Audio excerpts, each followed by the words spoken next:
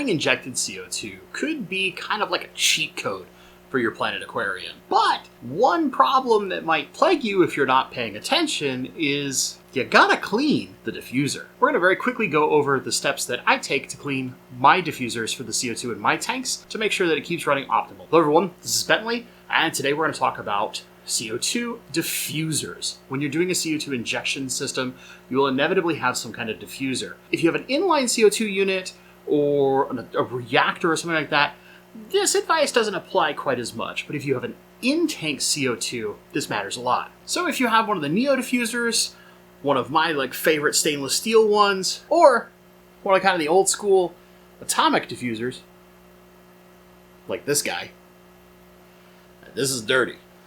You will need to clean these because as algae and other particulates build up, the amount of CO2 that these can release significantly gets hampered and you can run into all sorts of problems in your aquarium. How do we clean these? Pretty simple, honestly. Let's go through the process. Number one, when you're going to remove any of these types of diffusers, make sure that you pull the entirety of the diffuser out of the aquarium, including the CO2 line. Here's a big reason why. What you don't want to do is release this off of the line and have some kind of water go back into your system and potentially get all the way into your solenoid. That could cause some problems. Now, it's not likely to go all the way to the solenoid, let's be fairly clear, but if it does get towards your bubble counter, it could mess with some things and potentially get water down into the rig itself. It's an extremely limited risk, but it is a risk. So let's make sure we do this outside of the tank. You might also have a small amount of water inside one of these that might decompress. So taking it out and having a towel handy is really useful.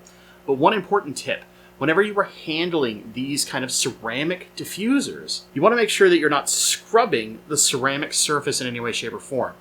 So if you happen to have something like this, where it has a removable disc to it, one thing that you'll want to consider is if you're having trouble getting it off, it's okay to grab a fish towel and grip the sides and just loosen it a touch. And as soon as it loosens, you get that little extra bit of grip instead of, some of our skin on water, it's going to get wet and you can't get grip. Then from there, use your hands and keep your pressure on the side. Do everything you can not to directly put pressure on the surface of the disc, and especially do not scrub it, don't use a toothbrush, none of those things. That will ruin the diffuser and make it basically unusable going forward. Once you have everything removed, the process gets really simple. There's a number of different ways you can clean a diffuser. I have traditionally in the past used a mixture of bleach and water. Some people like 1 part bleach to 10 parts water. Some people like a 50-50 mix. I personally like a 50-50 mix. But today, we're going to use one of the cheapest and easiest things out there because it then requires almost no effort after the cleaning: hydrogen peroxide. So, you'll need some peroxide and some kind of container that you're willing to let a bunch of algae gunk get into. This is an old mason jar. I'm not really stressed about it because I think it was like some pasta sauce or something at one point. Do the job just right. So what you want to do is take all your dirty diffusers, get them into here, and get some peroxide. Let's change over to that. Okay, so assuming you're doing the peroxide method, this is the easy part.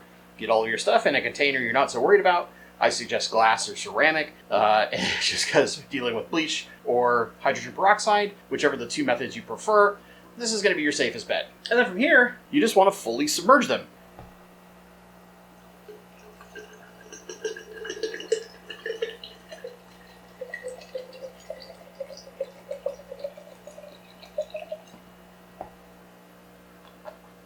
If they float a little bit because of the plastic, that's okay, but this is really all you're looking to do. Container, peroxide, wait. Or a container, bleach water mixture, wait. And what we should see right away, right? You can see this right here. All this bubbling is doing the cleaning work for us. That's what we want to see. And at this point, all we need to do is just wait and let it work. Typically, this is at least 20 minutes, sometimes maybe upwards of an hour. But usually I found in 20 minutes, if you're doing monthly routine maintenance, that'll get it clean. So, that's all you need to do. Super simple. Let's go back to my face. We'll talk about getting everything reassembled and the last steps you need to do, especially if you're doing the bleach and water version. That's it. You just have to wait some time and let it do its thing after it is completely cleaned. This is anywhere between 20 minutes and an hour. It kind of depends on your personal taste. I usually wait only about 20 minutes when I'm doing mine, and it tends to be doing the trick and be pretty clean at that point. But if you have something that's really infested and you've taken way too long to clean it, maybe wait like an hour. It should be safe, just a very key thing there. The bleach and water method, if you are using that method, make sure that after you have done soaking it, you take them out, you clean the container out really, really thoroughly. Then you want to rinse those under running water for quite a while. Give them a good, thorough rinse. Remember, still don't scrub the surface of those. And then you want to reuse your container and fill it with water and a lot of dechlorinator. Feel free to be really aggressive with the amount of dechlorinator you're using here. You know, if it's 1 pump per 10 gallons, put 2 pumps of liquid dechlorinator in there.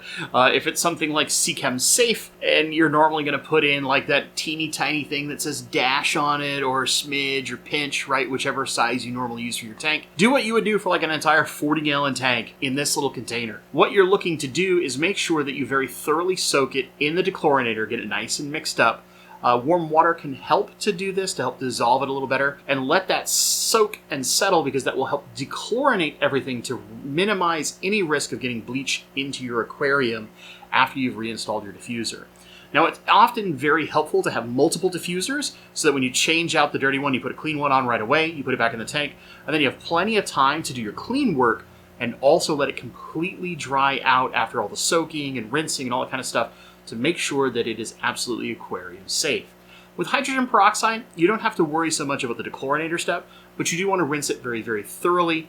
And then if you can, if you have replaceable ones, let it dry out. If you don't have a replacement, it's okay. Just make sure you've done a really, really thorough rinse. Hydrogen peroxide, when it's contacted with water, very quickly becomes safe.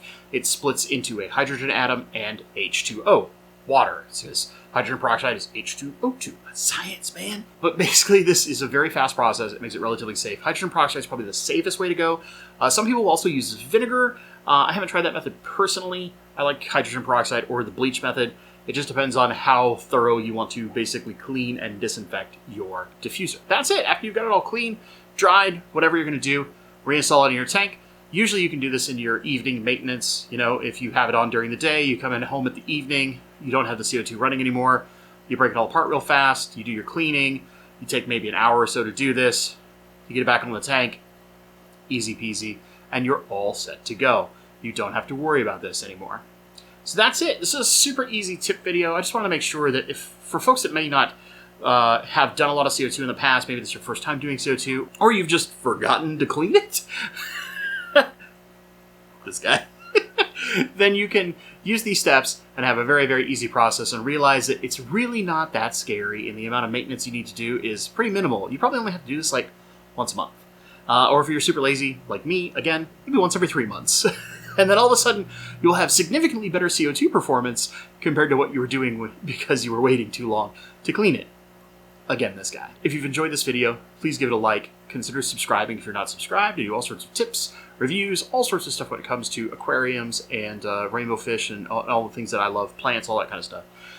If you have a CO2 system, what's your preferred cleaning method? I want to hear from you in the comments down below.